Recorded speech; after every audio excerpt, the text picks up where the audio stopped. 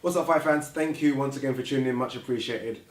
It's been a wild, wacky 24 hours in the world of boxing. It's fair to say, especially in the heavyweight division.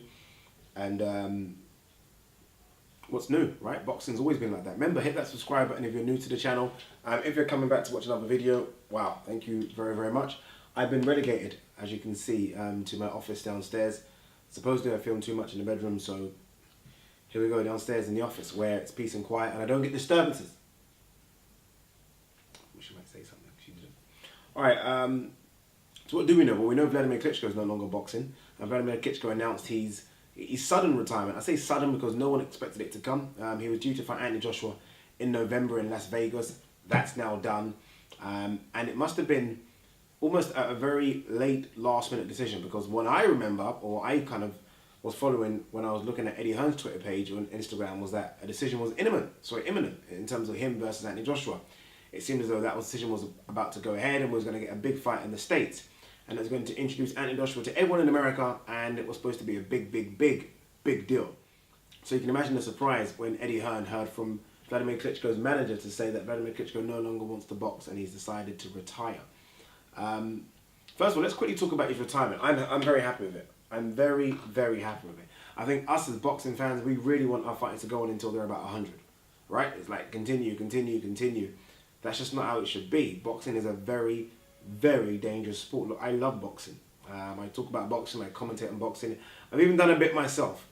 And I can tell you from the very, very small experience I have, it's a very, very dangerous sport. It's just that simple. So I've always said, get in, get paid, get rich, get out. And if you are one of the very few boxers that can retire with all their faculties in place and very, very good money in the bank, Klitschko is definitely worth over 100 million, then why not? What are we continuing for? What are we continuing for? Does he want his belts back? Belts he's had for nine years? No. Get in, get out. I almost felt like he wanted revenge on Anthony Joshua, and I feel like he's kind of weighed it up and thought, there's just no point to this. He's got a beautiful wife, he's got a kid, and I think that's the most important thing. What I did love on his little YouTube clip, when he kind of was surprised about how many people responded to it, he did a little YouTube video kind of announcing his retirement. He said, look, I've got new things to move on to in life now. And I think this is the thing that really causes boxers a lot of problems. They don't have, and not just boxers, sportsmen in general, they don't have that thing to move on to.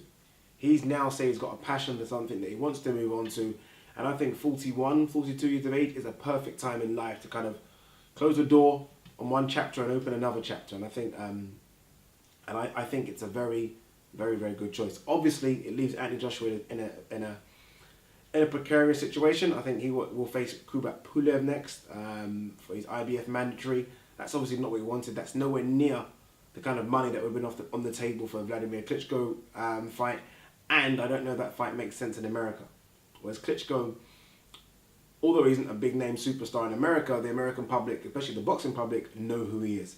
So I guess it leaves Anthony Joshua in a predicament. I was sitting here though, and I was thinking, obviously with the announcement of his retirement and Vitali's retirement a few years back, how the Klitschko brothers are going to be remembered.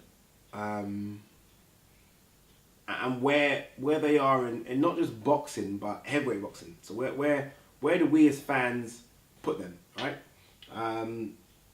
Both of them have unbelievable records. Vitali only lost twice, and both of those were really to injuries. Do you remember how angry he was when the referee stopped that fight against Lennox Lewis? He went mad. It was up on the scorecards. He would have continued. Vitali, when I think of Vitali, and me and Ryan have spoken about this a lot on our Box Talk channel prior to this video. When I speak about Vitali, I think, so let me start again.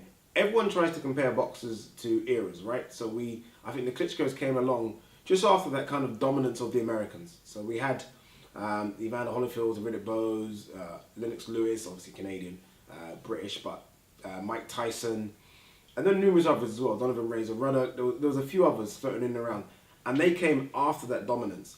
And because they came after that dominance and cleaned house, I almost felt like they didn't get enough respect. A lot of people kept mentioning those kind of previous fighters that I just mentioned, and what if they fought those at their peak, and what would have happened, and the Klitschkos are only dominating because heavyweight division is in its worst time.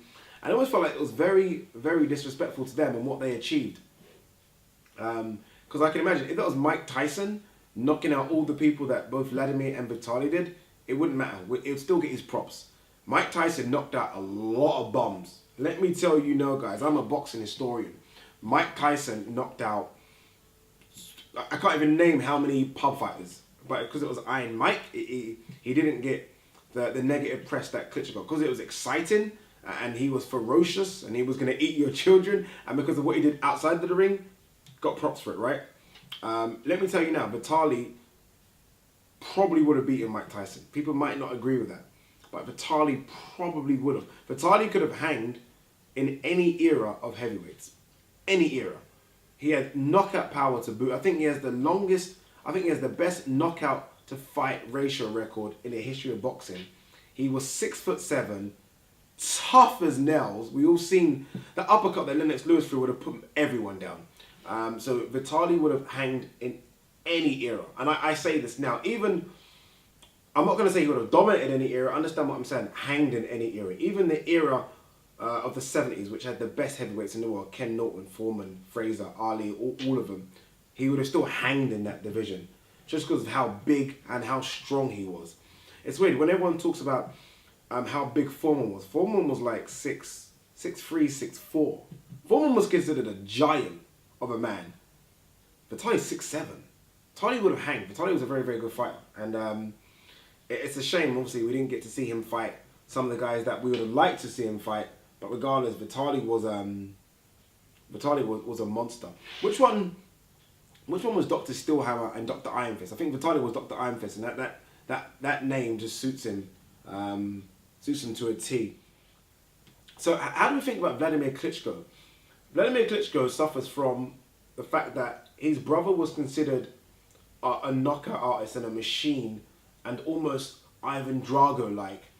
And Wladimir Klitschko came in, is a bit younger. Again, people forget, Atlanta, 1996, Olympic gold medalist in the super heavyweight division, so could box.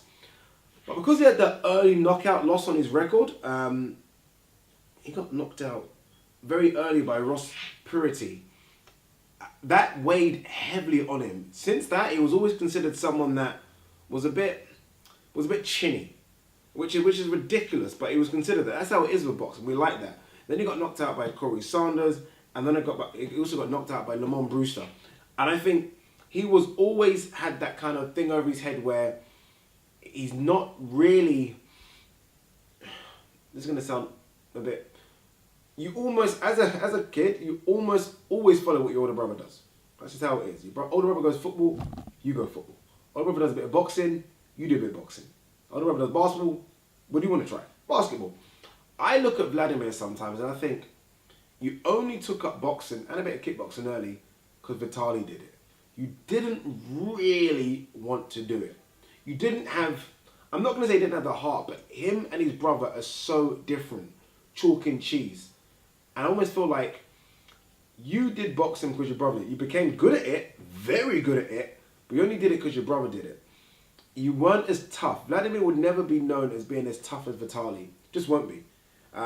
Did he have a fantastic career? Absolutely had a fantastic career. But I always feel like no matter what he did in his career, no matter what records he broke in his career, look, he had nearly 20 more fights than Vitali. Wladimir will still be thought of as the lesser brother in boxing circles.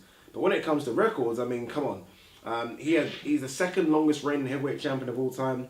The second most successful title defenses of any heavyweight boxer. And when you think about it, it's only behind Joe Louis. That's ahead of Larry Holmes, who had an amazing record, and Muhammad Ali. He fought 29 heavyweight title fights, which is just more than anyone. Holds the records for the most, so basically he holds the record for fighting the most undefeated boxers. I mean, all the records sit with Wladimir, but he'll always be thought of lesser than Vitali. Both brothers, for me, are top 15 heavyweights of all time. Of all time. Both brothers dominated their era. Dominated. And that says something, right? That says something. Even when you look at it now, Andy Joshua is arguably the future of the heavyweight division. Still not at his peak yet, but very close. Andy Joshua's not young. I think Andy Joshua's 28 years old. So he's probably coming to his peak. Wladimir could have taken him. A 41-year-old, 5-6 years past his best, Wladimir was this close to taking Anthony Joshua. If he stepped on the gas a bit more, Andy Joshua was out of there in that round 6 to 6 to 9, he was gone.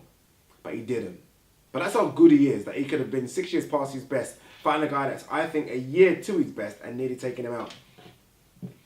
I want us to remember the Klitschkos as dominant, as destructive, and probably the best brother combination in boxing history. I'm trying to think of all the other brothers, and I think nothing comes even close to this. And I feel like we shouldn't try and compare them to eras. We should just appreciate for what they've done in their era, and in their era they dominated, and it should be, and it's unbelievable to think so. I still joke with people right now and I say, Vitali's got all the injuries he's got. Vitali could come back right now and beat up every single heavyweight. I think he would knock out Joshua. I think he would beat Tyson Fury. And I think he would knock out Jones right now. And that's how ridiculous it is. And he retired, 4 or 5 years ago. Manuel Charr. Right now. Did they suffer from the fact they were Eastern European? 100%.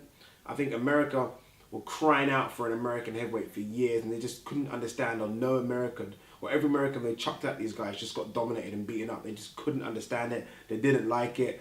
The Brits the same. The Brits chucked fighters like Julius Francis, Danny Williams, obviously Derek Chisora, David Hay, even Lennox Lewis at them, and minus Lennox Lewis, and that was still kind of controversial, all got beaten back. No one could understand how these kids could dominate for so long, but they did. And I mean, it's sad. I think it's a sad time when both boxers are out of the business. I don't necessarily think there'll be managers. I don't think there'll be trainers. I think that's it for them both.